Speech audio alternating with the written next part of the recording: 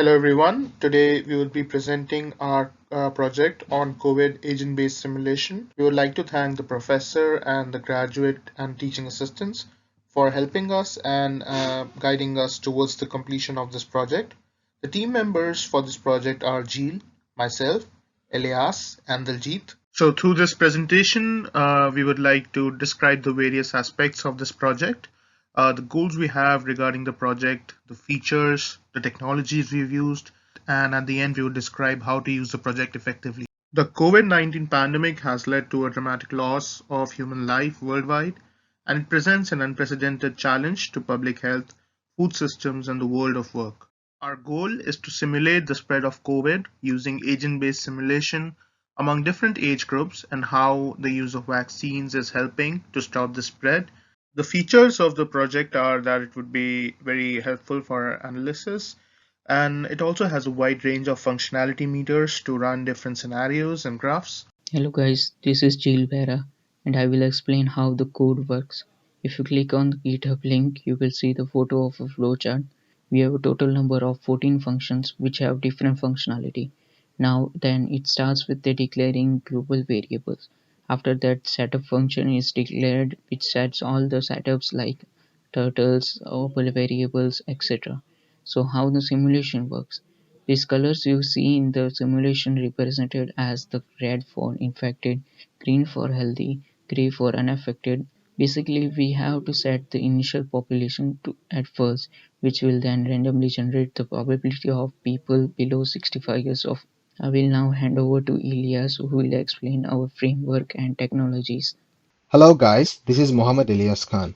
For our framework, we use NETLOGO, which with the help of agents like turtles helped us to demonstrate the spread and containment of the virus COVID-19. We also showed the role of vaccines in immunizing people. All in all, NETLOGO helped us to show the simulation perfectly in an easy and describable way. For the front end, we used HTML and Bootstrap, and we needed it because an online version of our simulation has been developed as well. For our code repository, we used GitHub. For team meetings and discussions, we used Microsoft Teams, and for writing reports and other materials, we use LaTeX. In the future, we are planning to take this into a full-fledged website, which will enable us to add more test cases with a lot of added complications.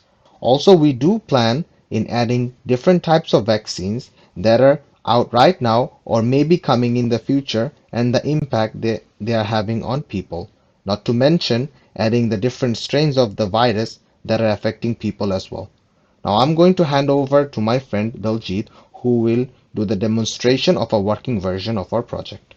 My name is Daljit Singh and I'll be giving the demonstration of agent-based simulation COVID simulator. We have used HTML for the deployment and the link is over here. If we go on to the project, we have used a lot of variables which you can play around with before setting up the model. Variables like infection probability, how fastly the infection will spread, recovery for elders, population of 310. If we click on setup model, it will generate a random population of 310 people with 5 people randomly infected. We click on play. Depending on the values that we inserted, like infection probability and recovery for all the recovery percentage, it will work. As you saw, the recovery was higher than the infection. That's why it stopped after a point. But if we improve the infection probability and reduce the recovery chances for elders and for recoveries for other than elders, and by elders I mean the people who are older than 65. So if we click on set up the model, it will generate the model and we can play the model as well. So this way, as we have more infection probability, you can see the red colored people are increasing day by day. You can count how much days have passed looking at the months, and you can clearly see the infection is so high.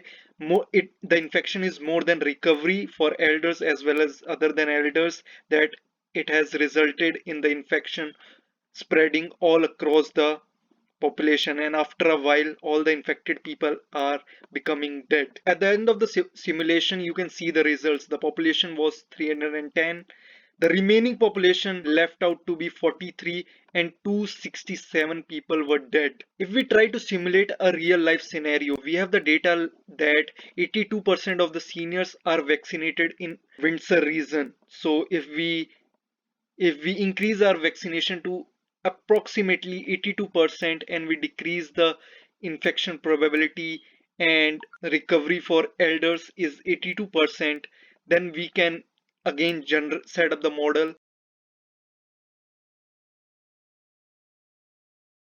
So as you can see, as the recovery rates were so high, the virus was made under control. So this was our project regarding the COVID simulation. Thank you.